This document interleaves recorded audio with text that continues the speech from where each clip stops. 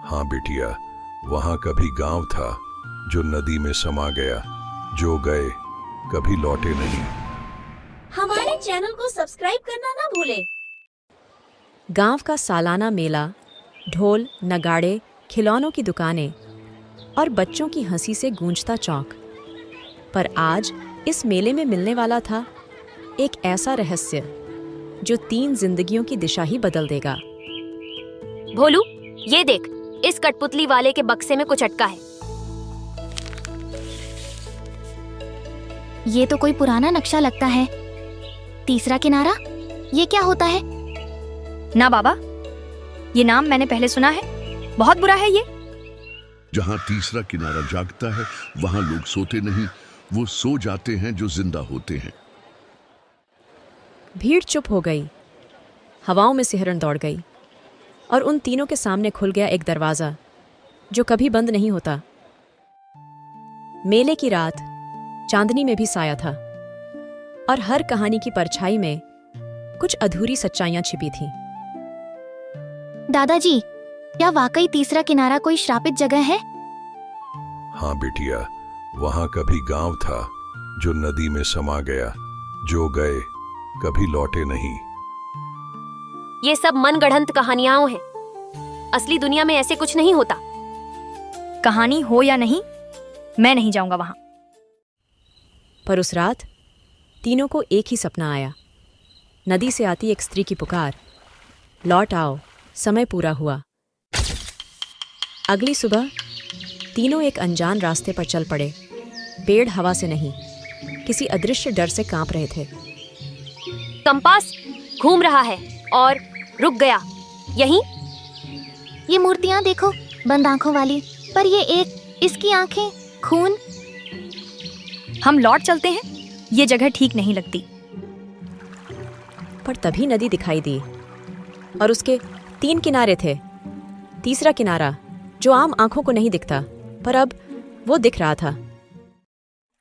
तीसरे किनारे पर समय जैसे ठहर गया था। टूटी हुई मंदिरें, वीरान गलियां और एक अजनबी जो इंतजार में थी। आप कौन हैं?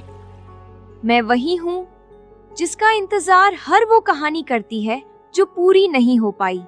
केवल वही इसे देख सकते हैं जिनकी कहानियां अधूरी रह गईं। ये गांव बिल्कुल हमारे गांव जैसा है। ये कैसे हो सकता है? उनके सवाल हवा में गूंजे और जवाब आए मौन की भाषा में।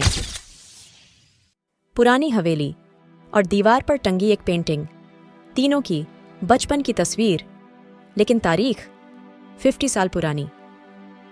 ये डायरी कह रही है हम तीनों पहले भी यहाँ आए थे और यहीं मारे गए थे। ना नहीं, ये झूठ है। मैं मर चुका हूँ। यह चक्र है, बार बार दोहराया जाने वाला, और अब एक को यहीं रुकना होगा, वरना सब विलीन हो जाएंगे। और तभी भोलू की देह धुंधली पड़ने लगी, जैसे समय उसे मिटा रहा हो। रात का अंतिम पहर, तट पर बैठे तीनों, पर साथ में सिर्फ एक लौटेगा।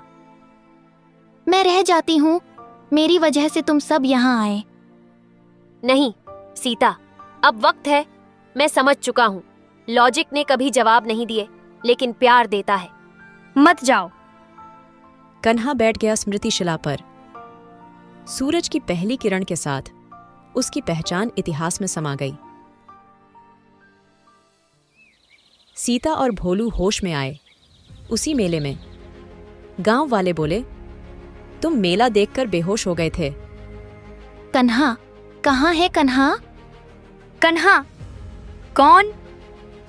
गांव भूल गया था, लेकिन वे नहीं। सीता ने सब लिखा, घाट के तीसरे किनारे के नाम से। और फिर एक छोटा बच्चा जो हूबहू कन्हा जैसा दिखता था, नदी किनारे खेलता मिला, हवा में मुस्कुराता, जैसे कहानी अब भी चल रही हो। कहानी खत्म नहीं होती, बस नया मोड़ लेती है। कुछ नाम वक्त में खो जाते हैं, पर कहानियां हमेशा लौटती हैं।